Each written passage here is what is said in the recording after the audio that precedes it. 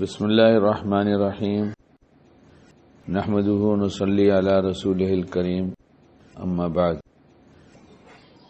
بہت سے کام ایسے ہوتے ہیں جو اختیاری ہوتے ہیں اور بہت سے کام ہوتے ہیں جو غیر اختیاری ہوتے ہیں۔ اختیاری کام آدمی اختیار کر لیتا ہے تو نتیجے میں وہ جو سوچتا ہے کہ وہ ہو جائے تو کبھی ہوتا ہے اور کبھی نہیں ہوتا۔ نتیجہ غیر اختیاری ہے، نتیجہ غیر اختیاری ہے، اور کام جو بتائے گا کرنے کو اختیاری ہے۔ اور جب آدمی یہ سمجھ لیتا اچھی طرح سے تو وہ پریشان نہیں ہوتا۔ آج پریشانی کی بڑی وجہ یہ ہے کہ بہت ساری وجوہات میں سے ایک وجہ یہ ہے کہ جو ہمارے اختیار میں نہیں ہے ہم اس کے پیچھے پڑے رہتے ہیں۔ ایسا کیوں نہیں ہو رہا ہے، ایسا کیوں نہیں ہو رہا ہے، ایسا کب ہوگا، میں نے تو سب کچھ کر دیا، آخر ہوتا کیوں نہیں ہے۔ یہ جو ہم نے کچھ جذبات بتائے یہ شیطان کی چالوں میں ایک بہت بڑی چال ہے کہ جب ایسا بار بار وسوسہ ڈالتا ہے تو پھر ایک وسوسہ اور بڑا مضبوط سا ڈال دیتا ہے، وہ یہ کہ کسی نے کچھ کرا دیا ہے، کام بنتے بنتے رہ جاتا ہے، ہوتے ہوتے رکاوٹ آ جاتی ہے۔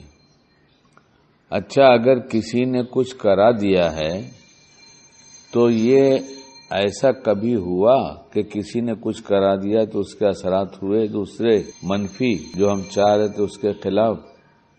اگر ایسا ہوا تو پھر کچھ شریعت نے بتایا کہ ہمیں کیا کرنا چاہیے؟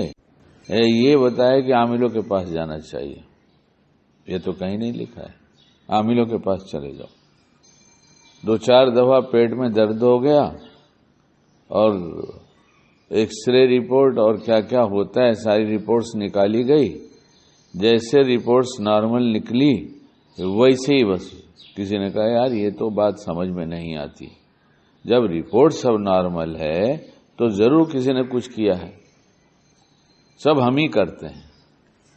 ہمارے پاس جو کچھ تکلیف آتی ہے یہ صاف لفظوں میں شریعت نے بتا دیا ہے تمہارے کرتوت کی وجہ سے ہے، اس کسی اور کی وجہ سے نہیں ہے۔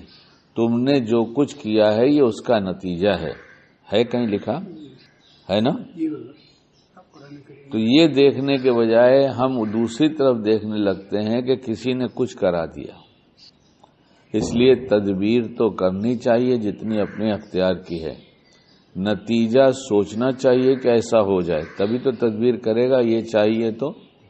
لیکن پھر نہ ہو تو پریشان ہونے کی ضرورت نہیں ہے، اس نہ ہونے میں ہی ہمارے لیے خیر ہوگی، کیونکہ فیصلہ اللہ پاک کرتے ہیں، انسان نہیں کرتا۔